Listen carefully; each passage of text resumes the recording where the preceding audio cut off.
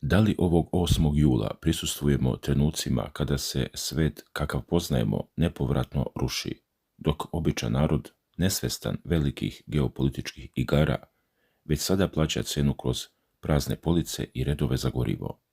Mnogi takozvani analitičari i politikolozi utrkuju se u tvrdnjama kako će se sve ovo smiriti na jesen, najavljujući izbore, primirja i trajni mir, ali ako zagrebemo ispod površine i pogledamo surovu realnost na terenu, postavlja se pitanje šta ako nas jesen ne vodi ka miru, već ka početku pravog totalnog sukoba. Svi znaci pored puta govore da se zapravo sprema velika bura, a ekonomska i vojna previranja širom sveta pokazuju da se globalni akteri ne spremaju za povlačenje, već za sljedeći mnogo opasniji korak. Zato je važno razumjeti šta se krije iza kulisa velikih priča o takozvanom izbornom primirju. Pojedini politikolozi, kako prenose mediji, plasiraju teoriju da bi predstojeći izbori za Rusku državnu dumu, kao i pritisak Zapada na kijevski režim da također održi izbore, mogli da donesu privremeni prekid vatre. Prema tim procenama, u ovakvim okolnostima nastavak rata nikome ne odgovara, pa bi izborno zatišje moglo da preraste u trajni mir. U isto vrijeme, zapadni ekonomisti iznose tvrdnje da će još jedna duboka ekonomska kriza prisiliti obe strane da se fokusiraju na sopstveni opstanak.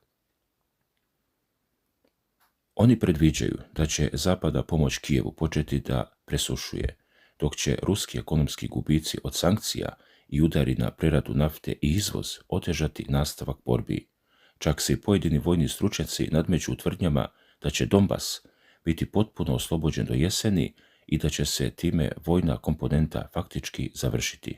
Ali ovdje priča tek počinje, jer ovakve prognoze mnogi vide samo kao sklerozu i naduvavanje stvari. Istina je izgleda potpuno drugačija. Rat neće završiti se na jesen, već će tada zapravo početi, a svi pomenuti razlozi bit će samo okidač za novu eskalaciju. Pazite sad. Upravo tokom izbora bit će potrebno biračima pokazati realnu borbu na terenu, a vrijeme nakon izbora otvara vrata za donošenje teških i nepopularnih odluka, od nove mobilizacije do drastičnog smanjenja javne potrošnje.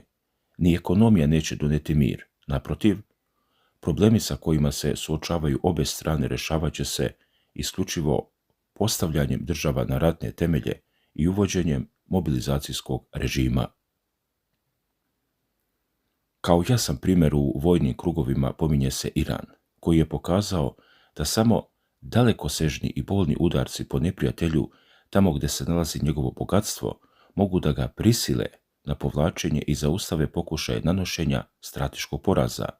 U tom trenutku postavlja se ključno pitanje: šta je zapravo krajnji cilj ovog sukoba? Takozvano oslobođenje Donbasa, prema ocjenama analitičara, uopšte nije uslov za kraj. Čak i u famoznim sporazumima to je samo jedna od 28 tačaka koje predviđaju potpuno preoblikovanje Ukrajine u ideološkom, geopolitičkom i ekonomskom smislu. Pošto tog kompromisnog duha više nema, uslovi postaju znatno strožiji, a svet se ubrzano menja. Do jeseni će se unutar zapadne koalicije voljnih situacija drastično zakomplikovati, jer im se, narodski rečeno, sužava kormova baza. Sve više onih koji žele svoj deo ukrajinskog novca, onih milijardi koje kolektivni zapad izdvaja i koje se prema rečima analitičara peru kroz taj sukob. Taj novac se brzo troši, a pretendenti se guraju u redu, bilo da podrže sopstveni vojno-industrijski kompleks, bilo da jednostavno ugrabe priliku za profit. I tu dolazimo do ključnog događaja koji je ogolio sve ove unutrašnje sukobe, summit NATO-a u Ankari. Na tom skupu Poljska i njeni manji pribaltički susjedi, dodatno ohrabreni ulaskom Finske, postavili su vrlo neprijatno pitanje: ako Evropa navodno vodi rat sa Rusijom, kakve veze ima Donbas? Oni zahtevaju da se novac usmjeri direktno njima, u Poljsku, Pribaltik i Finsku, kako bi se ojačale spoljne granice Evropske unije. Traže financije za sopstveni mir i bezbednost jer su oni na prvoj liniji, dok su Francuska, Njemačka, Velika Britanija bezbedno udaljene. Ovoj grupi se neočekivano pridružila i Italija. Kako prenose pojedini izvori, italijanska premijerka Giorgia Meloni otvoreno pokazuje strah od Moskve i traži novac, ako ne za odbranu, a ono za unutrašnju stabilnost. Iako Meloni glasno izjavljuje da neće dozvoliti da se prema njoj odnosi bez poštovanja, finansijska pomoć joj je itekako potrebna. Međutim, ispod te površine krije se mnogo dublji problem. Svaki sitni sponzor Kijeva mašta o tome da zaradi na ratu, ali svi su svesni da će se, kada se ova finansijska piramida sruši, gubici otpisati na najslabije. Zato mnogi već gledaju kako da tiho skoče sa tog voza pre nego što bude kasno. Evropska unija nema svoju jedinstvenu armiju. Nema i ni NATO na taj način, pa će u slučaju stvarnog sukoba svaka država morati da ratuje sama za sebe, bez obzira na aplauze koji stižu sa bezbedne udaljenosti. Sa druge strane, Moskva se nalazi u poziciji gde smatra da izbora nema, jer podsjeća da je na njenim istorijskim granicama stvorena neprijateljska struktura čija je jedina ekonomska i ideološka svrha postojanja borba protiv svega ruskog. Slušajte dalje. Do sada je Rusija svesno prepuštala inicijativu za eskalaciju protivniku, delujući srazmjerno i bez prekoračenja granica nužne samoodbrane, ali napadi na ruske rafinerije nafte poput onih u Omsku promenili su percepciju sukoba u ruskoj javnosti, pretvarajući ga, prema navodima medija, u narodni rat, u kome građani traže brzu pobedu i postavljaju teška pitanja vojnom i političkom vrhu.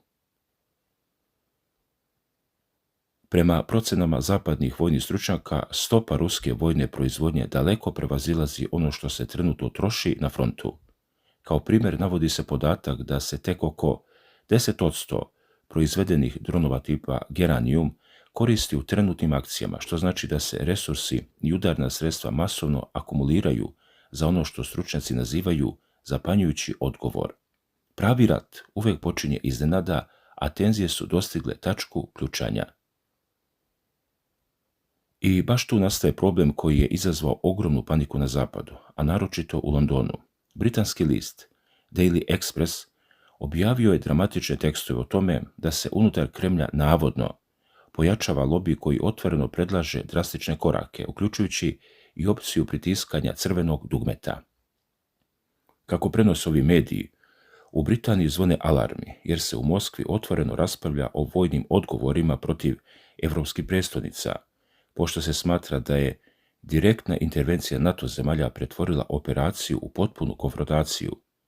Vojni analitičar Juri Barančik, čije reči navodi Daily Express, smatra da bi preventivni nuklearni udar taktičkim oružjem na vojne ciljeve u Evropi zapravo mogao da spreči globalni treći svjetski rat i spase milione života. Njegova logika je jednostavna. Zapad trenutno ostvaruje profit bez sopstvenih žrtava i samo bi ih upotreba nuklearnog arsenala mogla otrezniti, tvrdi. Ljudi, prema tim navodima, meta ne bi bila prazan prostor, već konkretni ciljevi. Američke baze protivraketne odbrane u Poljskoj i Rumuniji, skladišta nuklearnog oružja, komandni centri, ključni aerodromi i luke. Cilj je da se Zapad liši mogućnosti da uzvrati udar. Pominju se dva glavna scenarija za prisiljavanje Zapada na mir. Prvi je oživljavanje straha kroz masovne tekstove nuklearnih bojevih glava i upućivanje oštrog ultimatuma NATO-u da prekine podršku Kijevu. Drugi scenario je još radikalniji i uključuje trenutnu upotrebu sile, uništavanje logističkih čvorišta hipersoničnim raketama, uključujući baze Žešov u Poljskoj i Konstanca u Rumuniji, a ukoliko se podrška ne prekine, prelazak na precizne udare taktičkim nuklearnim oružjem. Dok se ove opasne strategije javno razmatraju, incidenti na nebu postaju svakodnevnica, pa su tako nedavno britanski lovci F-35 podignuti kako bi prestreli ruske avione Tu-142 iznad mora. Ali ovdje priča nestaje, jer se ova napetost i politički sukob već direktno prelivaju na živote običnih ljudi kroz tihe ekonomske sankcije i administrativne rampe. Primjera radi, Slovačka je privremeno i potpuno neočekivano ograničila prihvatanje zahtjeva za šengenske vize za državljane Rusije tokom jula i avgusta, ostavljajući mogućnost apliciranja samo u svrhu sporta i specifičnih nacionalnih kategorija. Iako Slovačko ministarstvo spoljnih poslova tvrdi da se radi o tehničkim izmenama i promjeni rokova, za obične turiste, poslovne ljude i vlasnike nekretnina letnja sezona je uništena. Stručnjak za vize Irina Selcova objašnjava da, iako Slovačka nikada nije bila masovna destinacija poput Italije ili Francuske, ova odluka pogađa ljude koji tamo imaju rođake ili imovinu. Zbog dugih čekanja u drugim konzulatima, mnogi su izgubili uplaćene aviokarte i hotele rezervisane preko Beča ili Budimpešte. Odluke o vizama su, s obzirom na opštu situaciju između Rusije i Europske unije, odavno postale čisto političko pitanje i instrument pritiska i pojačane filtracije. I dok se ovog 8. jula na europskom tlu podižu zidovi i uvode blokade, iza zatvorenih vrata traju maratonski diplomatski razgovor između najvećih svjetskih sila.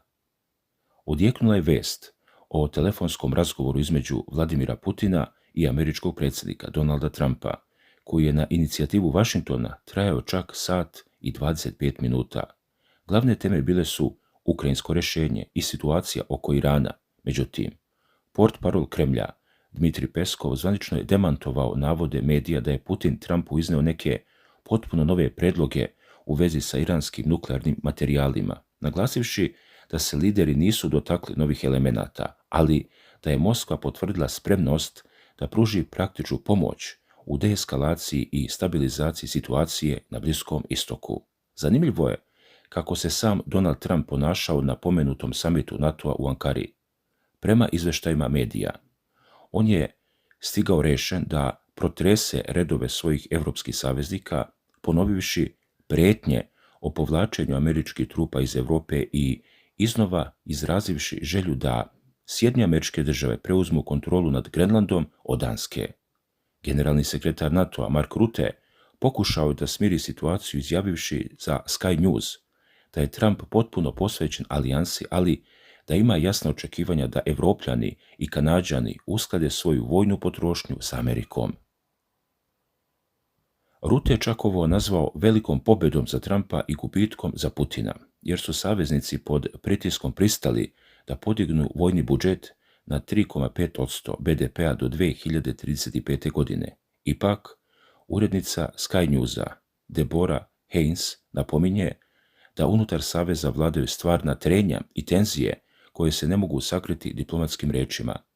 Trumpove pretenzije na Grenland izazvali su oštru reakciju danske premijerke Mette Frederiksen, koja je poručila da Grenland nije na prodaju i da je Kopenhagen spreman da brani svaki pedalj svoje teritorije, pa čak i od bivšeg saveznika ako bude potrebno.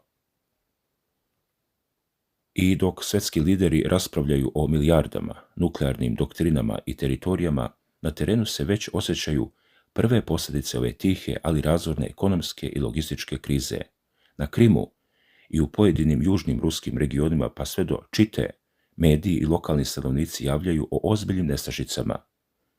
Na policama prodavnica preko noći su nestali heljda i šećer u kristalu, a cene u velikim lancima skočile su i do 50%.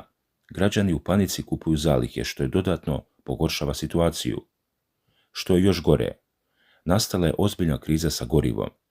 Na benzinskim pumpama se uvode žetoni, a zvanična cena benzina je dostigla neverovatnih 200 rubalja po litru, dok na crnom tržištu ide i do 300 rubalja.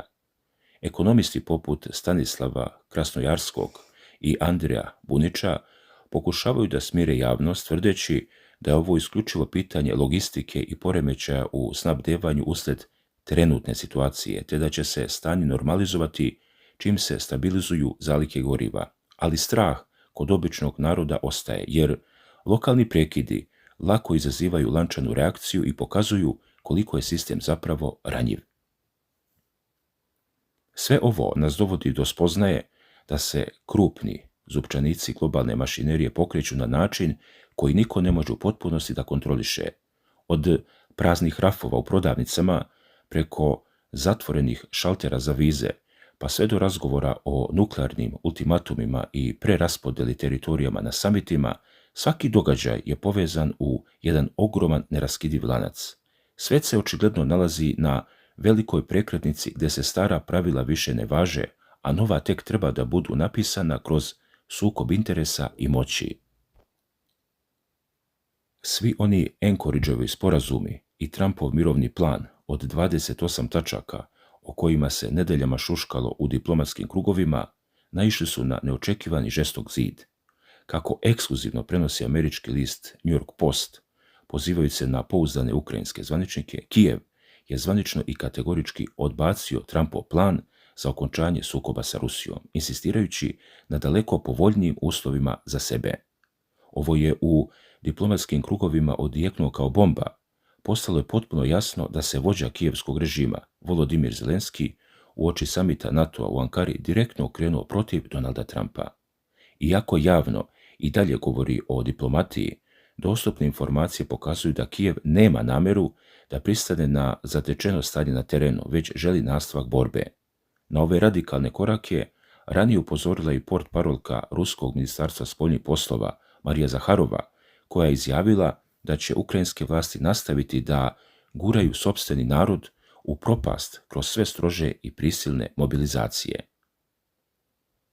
Ali pazite sad, dok Zelenski iza kulisa zaoštrava odnose sa Vašingtonom, na samom samitu NATO u Ankari doživeo je prema riječima domaćih političkih analitičara nezapamćeno poniženje.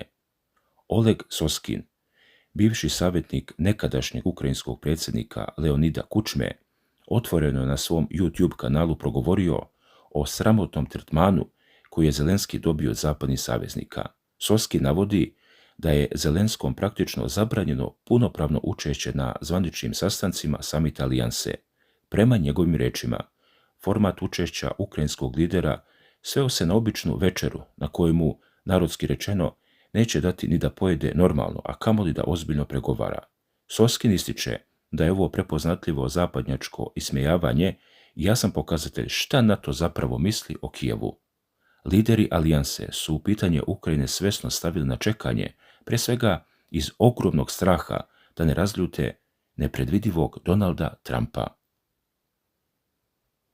Međutim, dok ga u Ankari drže po strani, Zelenski grozničavo traži alternativne kanale podrške unutar same Evrope, a put ga vodi ka komšiluku gdje se dešavaju istorijske tektonske promjene. U Mađarskoj je, nakon dugih 16 godina neprikosnovene vladavine Viktora Orbana i njegove nacionalističke stranke Fides, na aprilskim izborima došlo do istorijskog preokreta. Vlast je preuzeo novi premijer, Peter Mađar, koji je odmah započeo radikalno krojenje države i demontiranje Orbanovih bastiona moći. Slušajte ovo. Prva i najbrutalnija reforma pogodila je državne medije. Kako prenosi CNN, mađarska državna televizija prekinula je emitovanje informativnog programa radi potpunog osveženja pod izgovorom da mediji moraju postati nezavisni i kredibilni. Glavni kanal državne televizije, M1, objavio je šokantnu poruku na crnom ekranu u kojoj je stajalo: državni mediji ne mogu lagati. Međutim, izvinjavamo se što to činimo dugi niz godina. Lokalni mediji su odmah prenijeli da su ključni urednici na televiziji i državnom radiju Košut momentalno otpušteni. Iako agencija Reuters u tom trenutku nije mogla nezavisno da potvrdi sva otpuštanja, premijer Peter Mađar se odmah oglasio na društvenim mrežama, proglasivši ovaj dan istorijskim, jer je, kako tvrdi, državna propaganda konačno završena. Ipak, zapadni analitičari upozoravaju da će stvaranje istinski balansiranog medijskog prostora u Mađarskoj, koja je sa 23. mjesta u 2010. godini pala na poražavajuće 74. mjesto po slobodi mediji, biti ogroman izazov za nove vlasti. I baš u svetlu tih unutrašnjih medijskih čistki odjeknula je vest o neočekivanom približavanju Budimpešte i Kijeva. Agencija Reuters prenosi da je mađarski premijer Peter Mađar nakon dugog telefonskog razgovora sa Volodimirom Zelenskim dogovorio hitan bilateralni sastanak koji će se održati u najskorije vrijeme Iako se tačan datum i lokacije drže u strogoj tajnosti, Mađar je iskoristio priliku da javno iznese čvrst stav Budimpešte o ratu. On je naglasio da će Mađarska nastaviti da šalje humanitarnu pomoć Ukrajini, ali je kategorički i bezuslovno odbacio bilo kakvu mogućnost isporuke naoružanja ili slanja mađarskih vojnika na front. Sa druge strane, Mađar je izrazio veliku sumnju prema ubrzanom ulasku Ukrajine u Europsku uniju, oštro kritikujući Brisel zbog forsiranja pregovora o osjetljivim pitanjima, ističući da se interesi svih država članica, uključujući Mađarsku, moraju strogo poštovati. U isto vrijeme dok bukti ovaj medijski rat, u javnosti su isplivali detalji tajnog sporazuma o prekidu vatre između SAD-a i Irana. Kako primjećuje CNN Politika, ovaj aranžman je privremeno zaustavio otvorena neprijateljstva i ukinuo dugogodišnje sankcije Teheranu, omogućivši mu ponovnu prodaju nafte u zamjenu za otvaranje Ormuškog moreuza. Što je najiznajmljivije, sporazum predviđa oslobađanje $100 milijardi za Iran ako se postigne trajni mir, ali uopšte ne rešava ključna pitanja zbog kojih je sukob i počeo. Iranski nuklearni program, proizvodnju balističkih raketa i zalihe visoko obogaćenog uranijuma. Ovaj potez Vašingtona izazvao je neviđeni bes i ogorčenje u Tel Avivu.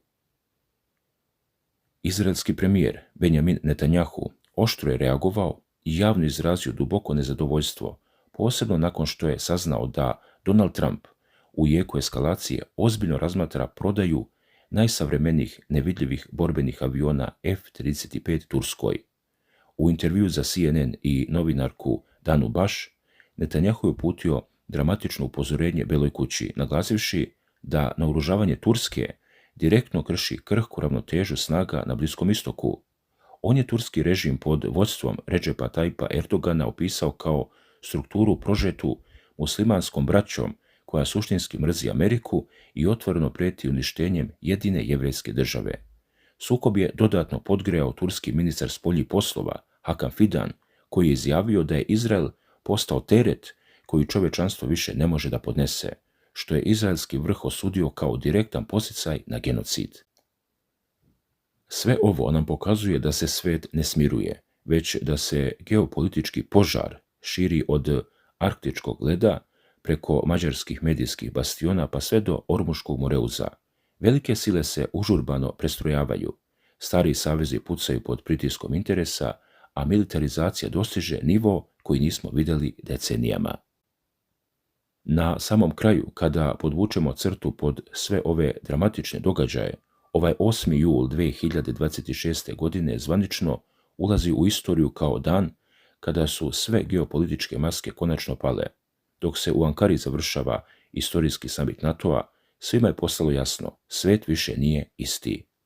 Ono što smo danas vidjeli, od otvorenog bunta Kijeva protiv Trumpovog mirovnog plana, preko brutalnog medijskog i političkog prevrata u Mađarskoj pod vodstvom Petera Mađara, pa sve do opasnog zaoštravanja odnosa između Vašingtona, Irana i Izraela, pokazuje da se klupko svjetske krize ne odmotava, već se opasno steže.